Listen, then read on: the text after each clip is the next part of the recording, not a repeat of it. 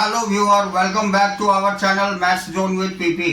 मैं संजीव कुमार आज आपको क्लास 12 की राजनीति शास्त्र की चैप्टर 8 जो भारतीय राजनीति नए बदलाव हैं उसकी डिटेल जानकारी देता हूं और इससे संबंधित जितने भी इम्पोर्टेंट टॉपिक्स हैं और क्वेश्चंस हैं उसकी भी जानकारी दूंगा।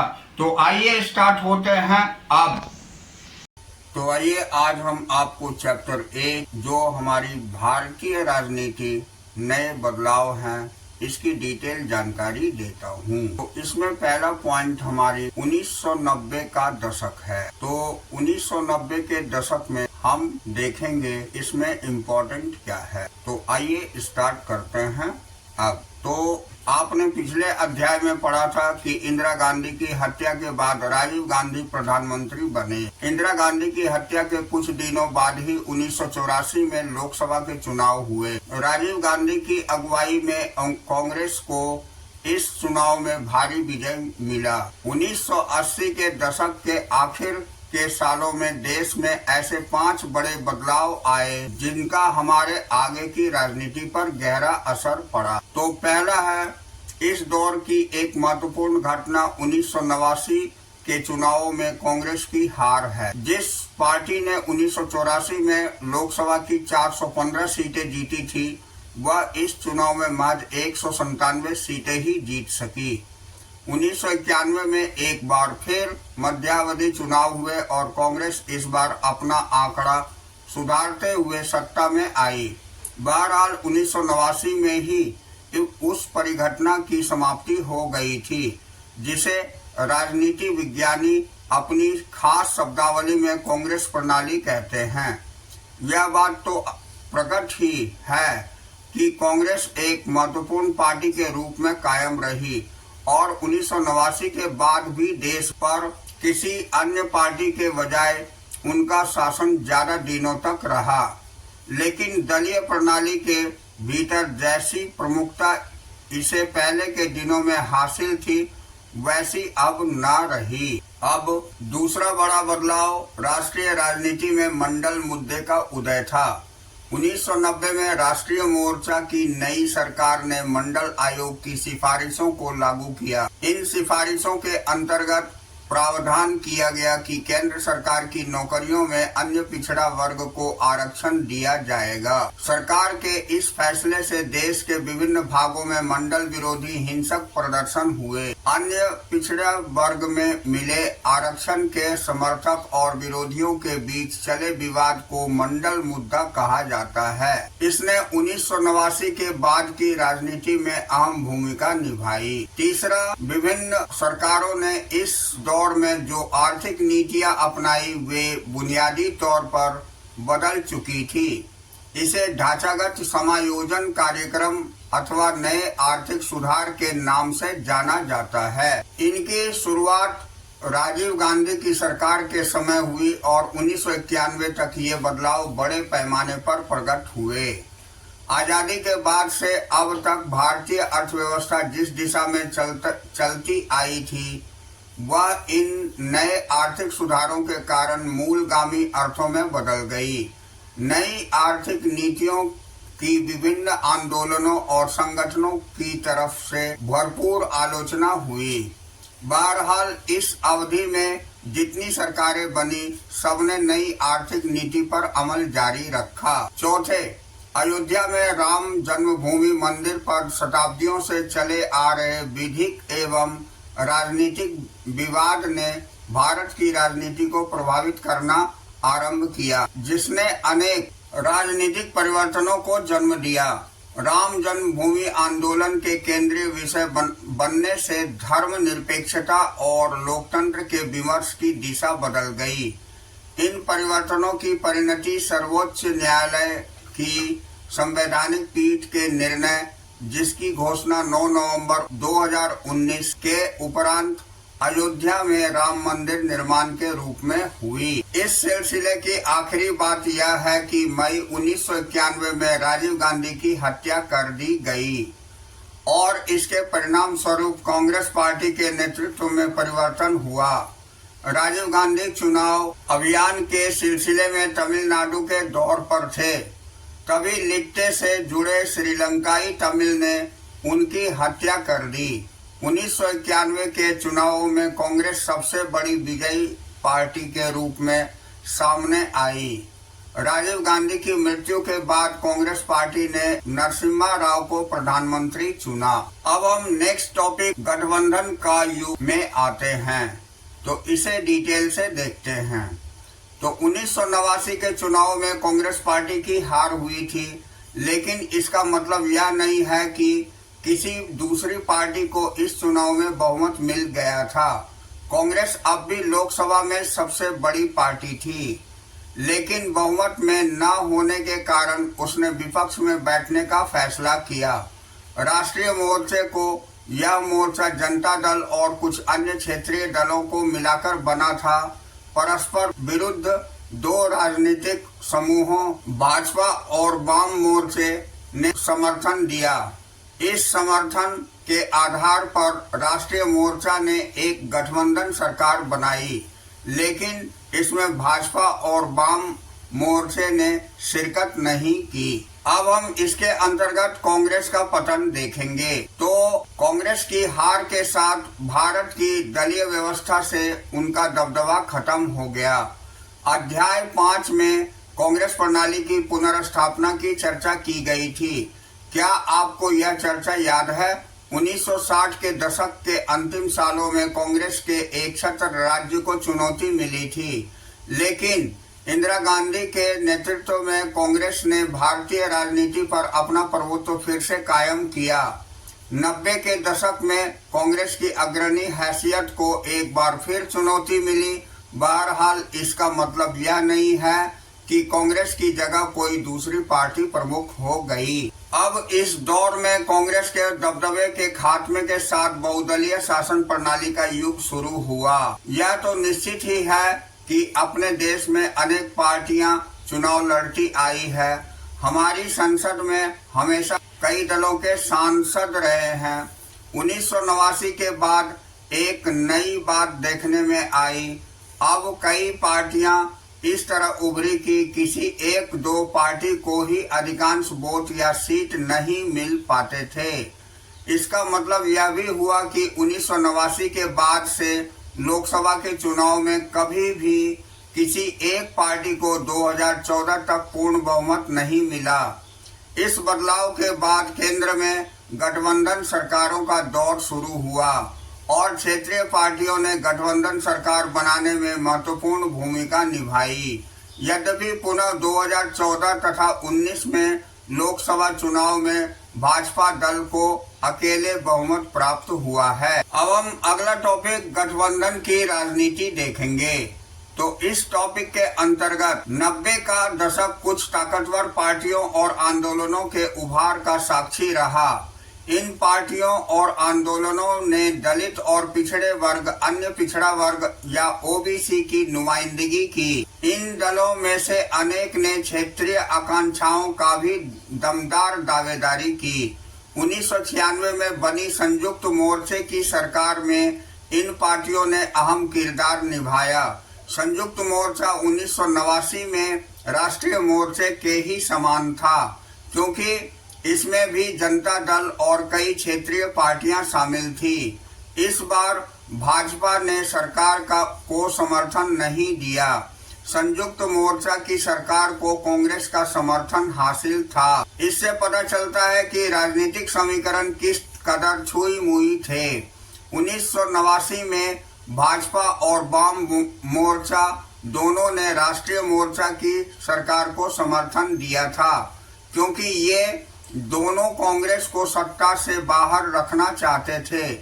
इस बार वाम मोर्चा ने गैर कांग्रेसी सरकार को अपना समर्थन जारी रखा, लेकिन संयुक्त मोर्चा की सरकार को कांग्रेस पार्टी ने ही समर्थन दिया।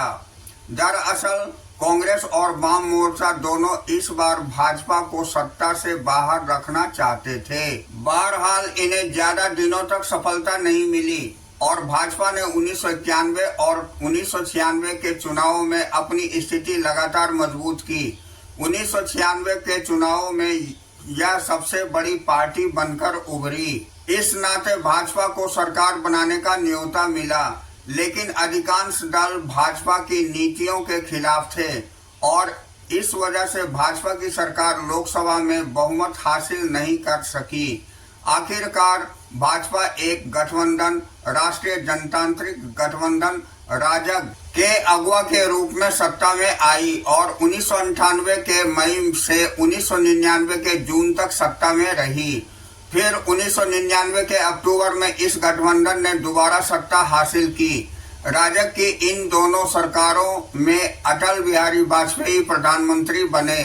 1999 की राजग सरकार ने अपना निर्धारित कार्यकाल पूरा किया। इस तरह 1989 के चुनाव से भारत के गठबंधन की राजनीति के एक लंबे दौर की शुरुआत हुई। इसके बाद में केंद्र में 11 सरकारें बनी। ये सभी या तो गठबंधन की सरकारें थी अथवा दूसरे दलों के समर्थन पर टिकी हुई अल्पमत की सरकारें थी, जो इन सरकारों में शामिल नहीं हुए। इस नए दौर में कोई सरकार क्षेत्रीय पार्टियों की साझेदारी अथवा उसके समर्थन से ही बनाई जा सकती थी। यह बात 1989 के राष्ट्रीय मोर्चा सरकार, 1996 और 97 की संयुक्त मोर्चा सरकार, 1998 और 99 की राजग, 2004 और 2009 की सप्रसंग सरकार पर समान रूप से लागू होती है। हालांकि 2014 में यह प्रवृत्ति बदल गई है। आइए अब तक जो हमने सीखा उसे इस बदलाव के रूप में जोड़कर देखने की कोशिश करें। माना जा सकता है कि गठबंधन सरकारों का युग लंबे समय से जारी कुछ प्रवृत्तियों की परिणति है। पिछले कुछ दशकों से भारतीय समाज में गुपचुप बदलाव आ रहे थे और इन बदलावों ने जिन प्रवृत्तियों को जन्म दिया वे भारतीय राजनीति को गठबंधन की सरकारों के युग की तरफ ले आई। अब दूसरे अध्याय में हमने पढ़ा था कि शुरुआती सालों में कांग्रेस खुद में ही एक गठबंधन नुमा पार्टी थी। इसमें विभिन्न हित, सामाजिक समूह और वर्ग एक साथ रहते थे। इस परिघटना को कांग्रेस प्रणाली कहा गया। 5वें अध्याय में हम यह बात पढ़ चुके हैं कि 1960 के दशक से विभिन्न समूह कांग्रेस पार्टी से अलग होने लगे और उन्होंने अपनी खुद की पार्टी बनाई। हम इस बात पर भी गौर कर चुके हैं कि 1977 के बाद के सालों में कई क्षेत्रीय दलों का उदय हुआ। इन सारे कारणों से कांग्रेस पार्टी कमजोर हुई, लेकिन कोई दूसरी पार्टी इस तरह से नहीं उभर पाई कि कांग्रेस का विकल्प बन सके। अब हम अगला टॉपिक अन्य पिछड़ा वर्ग का राजनीतिक उदय देखेंगे। तो इस टॉपिक के अंतर्गत इस अवधि का एक दूरगामी बदलाव था अन्य पिछड़ा वर्ग का उदय। आप ओबीसी शब्द से परिचित होंगे। इससे विचार विवेचन की एक प्रशासनिक कोटि अन्य पिछड़ा वर्ग अथवा अदर बैकवर्ड क्लासेस का संकेत किया जाता है। यह अनुसूचित जाति अथवा अनुसूचित जनजातियों से अलग एक कोटि है, जिसमें शैक्षणिक और सामाजिक रूप से पिछड़े समुदायों की गणना की जाती है। इन समुदायों को पिछड़ा वर्ग भी कहा जाता है। 6ठे अध्याय में हम यह देख चुके हैं कि पिछड़ी जातियों के अनेक तबके कांग्रेस से दूर जा रहे थे। उनमें कांग्रेस के लिए समर्थन कम होता जा रहा था। ऐसे में गैर कांग्रेसी दलों के लिए एक जगह पैदा हुई और इन दलों ने इस तबके का समर्थन हासिल किया। आपको याद होगा कि गैर कांग्रेसी दलों के राजनीतिक अभ्युदय की अभिव्यक्ति 1977 की जनता पार्टी की सरकार के रूप में हुई। जनता पार्टी के कई घटक मसलन भारतीय क्रांति दल और संयुक्त सोशलिस्ट पार्टी का ग्रामीण इलाकों के अन्य पिछड़े वर्ग के ताकतवर जनाधार था। अब हम अगला टॉपिक मंडल का लागू होना देखेंगे। तो ये बहुत ही इम्पोर्टेंट टॉपिक है, तो ये जानना अत्यंत आवश्यक है और इसे याद रखना भी आवश्यक है। इससे क्वेश्चन पूछे जाते हैं। तो आइए इसे शुरू करते हैं। तो 1980 के दशक में अन्य पिछड़े वर्गों के बीच लोकप्रिय ऐसे ही राजनीतिक समूहों को जनता दल ने एकजुट किया। राष्ट्रीय मोर्चा की सरकार ने मंडल आयोग की सिफारिशों को लागू करने का फैसला किया। उससे अन्य पिछड़े वर्ग की राजनीति को सुगठित रूप देने में मदद मिली। नौकरी में आरक्षण के सवाल पर तीखे वाद विवाद हुए और विवादों से अन्य पिछड़ा वर्ग अपनी पहचान को लेकर ज्यादा सजग हुआ। जो इस तबके को लामबंद करना चाहते थे उन्हें उसका फायदा हुआ। इस दौर में ऐसी अनेक पार्टियां आगे आई जिन्होंने रोजगार और शिक्षा के क्षेत्र में अन्य पिछड़ा वर्ग को बेहतर अवसर उपलब्ध कराने की मांग की। इन दलों ने सत्ता में अन्य पिछड़ा वर्ग की हिस्सेदारी का सवाल भी उठाया। इन दलों का कहना था कि भारतीय समाज में अन्य पिछड़ा वर्ग का एक बड़ा हिस्सा है। इसे देखते हुए अन्य पिछड़ा वर्ग का शासन में समुचित प्रतिनिधित्व और सत्ता के समुचित मौजूदगी तय करना लोकतांत्रिक कदम होगा।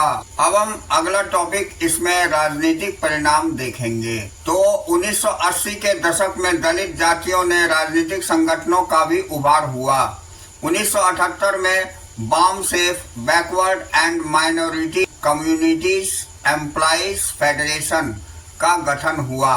यह सरकारी कर्मचारियों का कोई साधारण सा ट्रेड यूनियन नहीं था। इस संगठन ने बहुजन यानी अनुसूचित जाति, अनुसूचित जनजाति, अन्य पिछड़ा वर्ग और अल्पसंख्यकों की राजनीतिक सत्ता की जबरदस्त तरफदारी की। इसी का परवर्ती विकास दलित शोषित समाज संघर्ष समिति है, जिससे बाद में समय में बहुजन समाज पार्टी का उदय हुआ।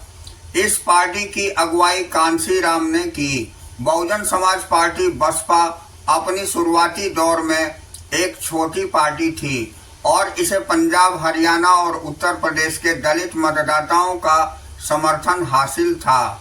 लेकिन 1989 से 91 के चुनाव में इस पार्टी को उत्तर प्रदेश में सफलता मिली।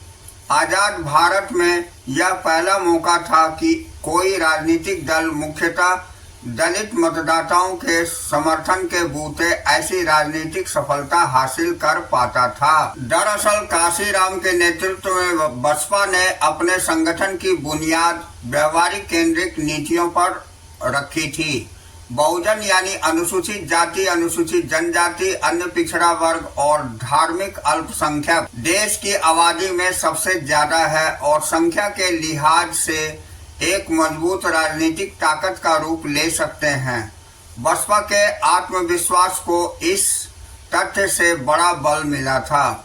इसके बाद बसपा राज्य में एक बड़ी राजनीतिक ताकत के रूप में उभरी और उसने एक से ज्यादा दफे यहाँ सरकार बनाई।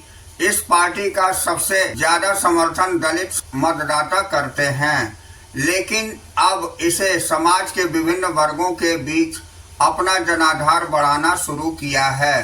भारत के कई हिस्से में दलित राजनीति और अन्य पिछड़ा वर्ग की राजनीति ने स्वतंत्र रूप धारण किया है और इन दोनों के बीच अक्सर प्रतिस्पर्धा भी चलती है। अब हम अगला टॉपिक सांप्रदायिकता, धर्मनिरपेक्षता और लोकतंत्र देखेंगे। ये भी इस चैप्टर की बहुत ही इम्पोर्टेंट टॉपिक है। इससे रिलेटेड क्वेश्चंस भी बहुत ज्यादा पूछे जाते हैं। तो आइए इसकी डिटेल जानकारी लेते हैं। तो इस अवधि में आया एक दूरगामी परिवर्तन धार्मिक पहचान पर आधारित राजनीति का प्रत्यक्ष उदय रहा, जिसने धर्मनिरपेक्षता और लोकतंत्र के बारे में बहस को दिशा दी। हमने छठे अध्याय में पढ़ा था कि आपातकाल के बाद भारतीय जनसंघ का जनता पार्टी के साथ विलय हो गया था। जनता पार्टी के पतन और बिखराव के बाद पूर्ववर्ती जनसंघ के समर्थकों ने 1980 में भारतीय जनता पार्टी बनाई। आरंभ में भाजपा ने जनसंघ की अपेक्षा कहीं अधिक बड़ा राजनीतिक पटल अपनाया। भाजपा ने गांधीवादी समाजवाद के साथ साथ सांस्कृतिक राष्ट्रवाद को अपनी विचारधारा के रूप में अपनाया, किंतु 1984 के चुनाव में भाजपा को बहुत सफलता नहीं मिली। 1986 के बाद इस दल में राष्ट्रवाद पर अपनी विचारधारा के केंद्र के रूप में बल देना प्रारंभ किया। भाजपा ने राजनीतिक लामबंदी के लिए हिंदुत्व की राजनीति को भी अपनाया। अब हिंदुत्व को विनायक दामोदर सावरकर ने भारतीय राष्ट्रीयता के आधार के रूप में लोकप्रिय किया था।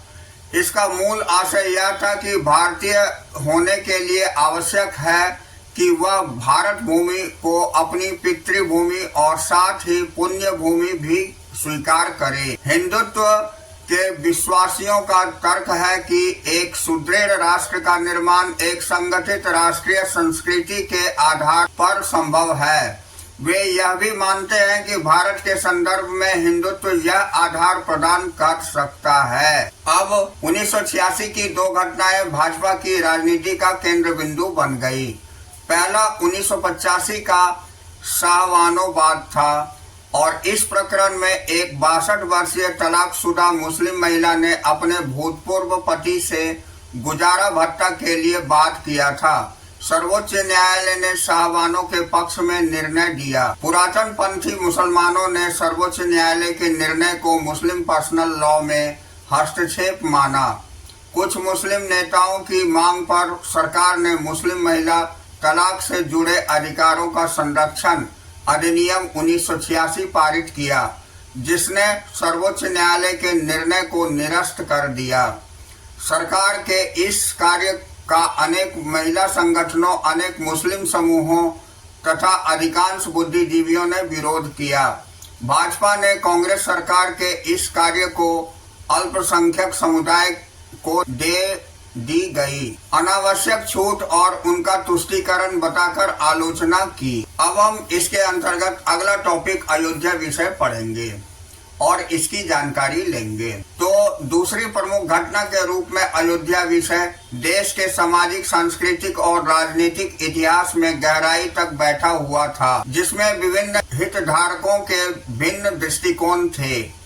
यह विषय श्री राम के जन्म स्थान, जो कि पवित्रतम धार्मिक स्थलों में से एक माना जाता है, के स्वामित्व से संबंधित विवाद था। अयोध्या में राम जन्मभूमि स्थान की महत्ता इस तथ्य से परखी जा सकती है कि 1528 के प्रारंभ में 500 वर्ष के सुदीर्घ इतिहास में अपने संघर्ष लखनऊ, बाराबंकी और फैजाबाद के गजेटियर में अंकित है। 1528 में श्री राम के जन्म स्थान पर 3 गुंबद ढांचा निर्मित किया गया, परंतु ढांचे के आंतरिक और बाह्य भागों में हिंदू प्रतीकों तथा अवशेषों को प्रत्यक्ष देखा जा सकता था। अतः अयोध्या राम जन्मभूमि विषय प्राचीन सभ्यता में राष्ट्रीय गौरव से जुड़ गया। कालांतर में यह विषय एक लंबे विधिक विवाद में परिणत हो गया और इसके न्यायिक प्रक्रिया प्रारंभ होने के कारण 1949 में ढांचे को सील कर दिया गया। अब 1986 में फैजाबाद अब अयोध्या जिला न्यायालय के एक निर्णय से 3 गुंबद ढांचे की स्थिति में एक महत्वपूर्ण मोड़ आया, जिसमें ढांचे का ताला खोल दिया गया और लोगों को वहां पूजा की अनुमति दे दी गई। यह विवाद अनेक दशकों से चल रहा था, क्योंकि यह माना जाता था कि श्री राम के जन्म स्थान पर एक मंदिर को ध्वस्त कर 3 गुंबद ढांचा बनाया गया था। तथापि मंदिर का शिलान्यास हुआ, किंतु आगे का निर्माण प्रतिबंधित रहा। इसे हिंदू समुदाय ने श्री राम के जन्म स्थान विषयक अपनी चिंताओं की उपेक्षा समझा, जबकि मुस्लिम समाज ढांचे पर अधिकार के आश्वासन की मांग करता रहा। तदंतर स्वामित्व के अधिकार को लेकर दोनों समुदायों में तनाव बढ़ गया, जिसका परिणाम अनगिनत विवादों और विधिक संघर्षों के रूप में दिखा। दोनों समुदाय दीर्घकाल से लंबित इस विषय को समुचित समाधान चाहते थे। 1992 में ढांचे के ध्वंस के बाद कुछ आलोचकों ने माना कि इस घटना ने भारतीय लोकतंत्र के सिद्धांतों को बड़ी चुनौती दी है। अब अगला टॉपिक हम विधिक कार्यवाही से मैत्रीपूर्ण स्वीकृति देखेंगे। तो इसके अंतर्गत यह समझना महत्वपूर्ण है कि किसी भी समाज में विवाद होते ही हैं, परंतु एक बहुधार्मिक और बहुसांस्कृतिक लोकतांत्रिक समाज में इन विवादों का हल सामान्यतः विधि के उचित प्रक्रिया से होता है। अनेक लोकतांत्रिक और विधिक प्रक्रियाओं के जरिए, जिसमें न्यायालय में सुनवाइयां, मध्यस्थता के प्रयास और जन आंदोलन सम्मिलित हैं, अंततः 9 नवंबर 2019 को उच्चतम न्यायालय की संवैधानिक पीठ के 5-0 के निर्णय के फलस्वरूप अयोध्या विवाद का समाधान हो गया। इस निर्णय ने इस विवाद से संबंधित विभिन्न हित धारकों के विरोधाभासी हितों का सामंजस्यपूर्ण समाधान किया। इस निर्णय ने श्री राम जन्मभूमि तीर्थ क्षेत्र ट्रस्ट को विवादित स्थल राम मंदिर निर्माण के लिए आवंटित कर दिया और संबंधित सरकार को सुन्नी सेंट्रल वक्फ बोर्ड को एक मस्जिद निर्माण के लिए उपयुक्त भूमि आवंटित करने का आदेश दिया। इस प्रकार से हमारे जैसे विविधतापूर्ण समाज में लोकतंत्र संविधान की समावेशी भावना के अनुरूप संघर्ष के समाधान का मार्ग खोलता है। यह विषय पुरातात्विक उत्खनन और ऐतिहासिक अभिलेखों जैसे साक्ष्यों के आधार पर विधि की उचित प्रक्रिया का पालन करते हुए सुलझाया गया। समाज में व्यापक रूप से सर्वोच्च न्यायालय के निर्णय को उत्सव पूर्वक लिया गया। यह एक उदाहरण है जिसमें एक संवेदनशील विषय पर सर्वसम्मति का निर्णय किया गया।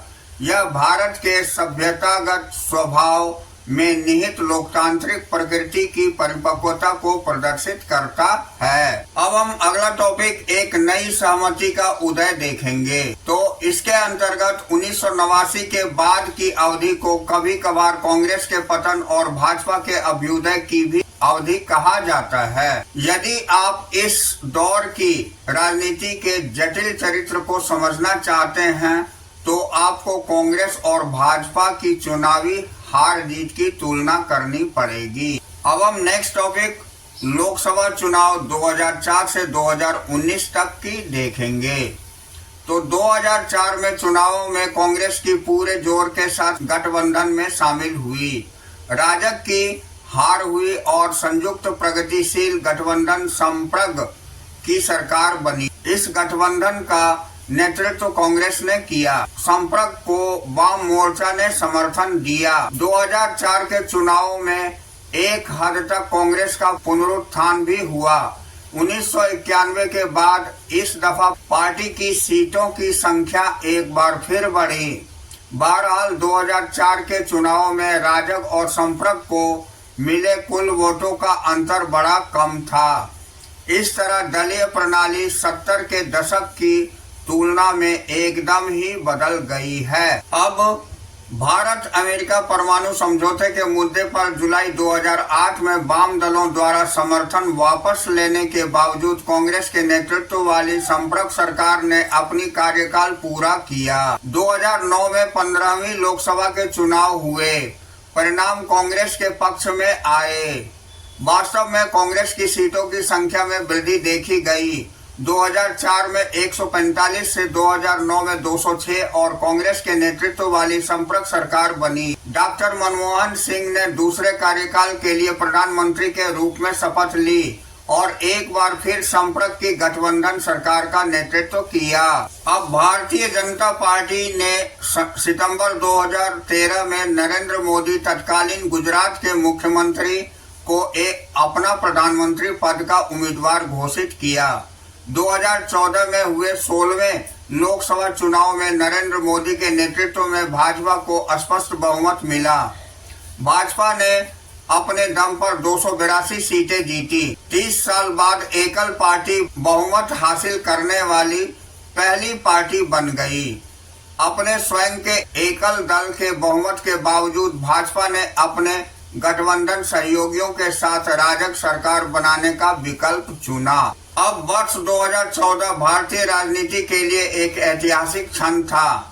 नरेंद्र मोदी के नेतृत्व वाली राजग सरकार ने सामाजिक क्षेत्र, विदेशी नीति और आर्थिक नीति में तेजी से निर्णय लिए 2019 के लोकसभा चुनाव में भाजपा फिर से 303 सीटों के साथ विजयी हुई। जब भाजपा को पूर्ण बहुमत मिल रहा है, तब भी गठबंधन की राजनीति की मान्यता अभी तक प्रासंगिक है। इस तरह दलीय प्रणाली 70 के दशक की तुलना में एकदम ही बदल गई है। अब हम अगला टॉपिक बढ़ती सहमति देखेंगे। तो बहरहाल अनेक महत्वपूर्ण मसलों पर अधिकतर दलों के बीच एक व्यापक सहमति है।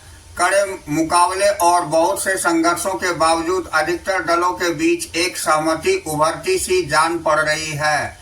इस सहमति के 4 बातें हैं। पहला, नई आर्थिक नीति पर सहमति। कई समूह नई आर्थिक नीति के खिलाफ है, लेकिन ज्यादातर राजनीतिक दल इन नीतियों के पक्ष में हैं। अधिकतर दलों का मानना है कि नई आर्थिक नीतियों से देश समृद्ध होगा और भारत विश्व की एक आर्थिक शक्ति बनेगा। दूसरा, पिछड़ी जातियों के राजनीतिक और सामाजिक दावे की स्वीकृति। तो राजनीतिक दलों ने पहचान लिया है कि पिछड़ी जातियों के सामाजिक और राजनीतिक दावों की स्वीकृति करने की जरूरत है। इस कारण आज सभी राजनीतिक दल शिक्षा और रोजगार में पिछड़ी जातियों के लिए सीटों के आरक्षण के पक्ष में हैं।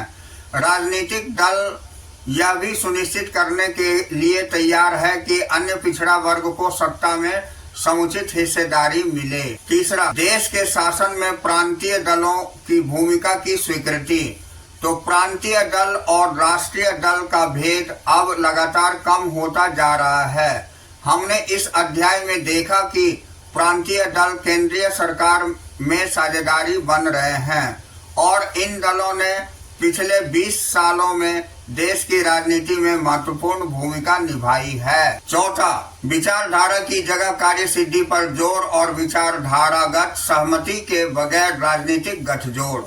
तो गठबंधन की राजनीति के इस दौर में राजनीतिक दल विचारधारागत अंतर की जगह सत्ता में हिस्सेदारी की बातों पर जोर दे रहे हैं। जो मिसाल के लिए अधिकतर दल भाजपा की हिंदुत्व की विचारधारा से सहमत नहीं है, लेकिन ये दल भाजपा के साथ गठबंधन में शामिल हुए और सरकार बनाई जो 5 साल तक चली। ये सभी महत्वपूर्ण बदलाव हैं और आगामी राजनीति इन्हीं बदलाव के दायरे में आकार लेगी। भारत की राजनीति के इस अध्ययन की शुरुआत में हमने चर्चा की थी कि कांग्रेस किस तरह एक प्रभावशाली पार्टी बनकर उभरी। इस स्थिति से चलकर अब हम एक ऐसे पड़ाव पर पहुंचे हैं जहां राजनीतिक प्रतिस्पर्धा कहीं ज्यादा तेज है, लेकिन इस प्रतिस्पर्धी राजनीति के बीच मुख्य राजनीतिक दलों के कुछ एक मसलों पर सहमति है। अगर राजनीतिक दल इस सहमति के दायरे में सक्रिय है तो जन आंदोलन और संगठन विकास के नए रूप, स्वप्न और तरीकों की पहचान कर रहे हैं। गरीबी विस्थापन, न्यूनतम मजदूरी, आजीविका और सामाजिक सुरक्षा के मसले जन आंदोलनों के जरिए राजनीतिक एजेंडे के रूप में सामने आ रहे हैं। ये आंदोलन राज्य को उसकी जिम्मेदारियों के प्रति सचेत कर रहे हैं। इसी तरह लोग जाति, लिंग, वर्ग और क्षेत्र के संदर्भ में न्याय और लोकतंत्र के मुद्दे उठा रहे हैं। हम विश्वास पूर्वक कह सकते हैं कि भारत में लोकतांत्रिक राजनीति जारी रहेगी और यह राजनीतिक इस अध्याय में वर्णित कुछ चीजों के मंथन के बीच आकर ग्रहण करेगी। तो इस तरह यहाँ हमारी चैप्टर समाप्त होती है। अब नेक्स्ट क्लास में हम नेक्स्ट सब्जेक्ट को लेकर आगे बढ़ेंगे। That's all for today. We will meet again on the next class.